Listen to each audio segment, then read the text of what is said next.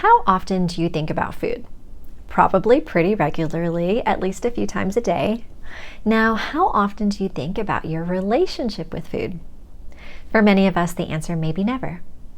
The fact is that food does matter. What we put in our bodies impacts our mental state and mental health, situationally and in the long term.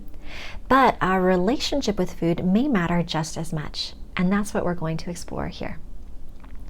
Eating and drinking is a common coping strategy that many of us use in different ways, some more helpful than others. Bringing mindfulness into our eating can be helpful in our overall health, in our choices and digestion especially, and can help us examine how we're using food or drinks in our lives. We can practice mindfulness in what we choose to eat and also become mindful about the process of eating. How do you decide what to eat at any given moment? Are you eating slowly? Are you tasting your food? Noticing cues of hunger or fullness? Are you enjoying social connections while sharing a meal? Or does eating feel more like a distraction or just something to do? What happens inside of you right before you reach for a favorite snack? Is there a sense of boredom, loneliness, or anxiety? Mindful eating can help us shift from using food as an escape from discomfort to using food as a source of true nourishment and enjoyment. Food is life. It's wonderful. We need it.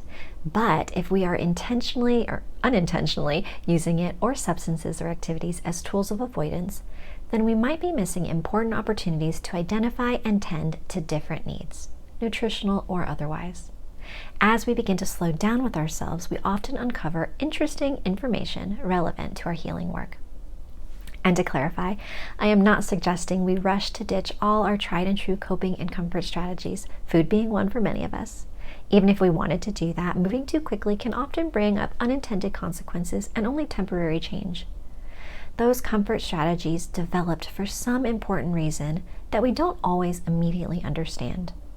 I am encouraging us to become curious about our experience of food and eating.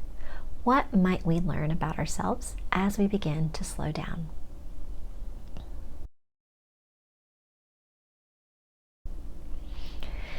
Mindful eating can begin with the choice and preparation of the food and continues through the actual process of eating. For this section, I'll give you some things to think about and practice for your next mealtime. First off, slow down. As you begin to feel hungry or mealtime approaches, take a pause and feel into what you actually may want or need to eat at that moment. Practice mindfully engaging with your senses, with the ingredients while you're choosing or preparing your food, and then allow yourself to do the same while eating. What's the feeling or texture of the bell pepper or tomato in your hands or on your tongue? What different smells are interesting or enticing? Really look at your food and try to take smaller bites and savor them. Serve and seat yourself and try to avoid eating while standing, on the move, or while completing other tasks. Let mealtime be mealtime. Then remember to check in on your sense of nourishment or satisfaction. If this is difficult, I'll encourage you to be curious about that. Again, there may be some important information that can continue being explored.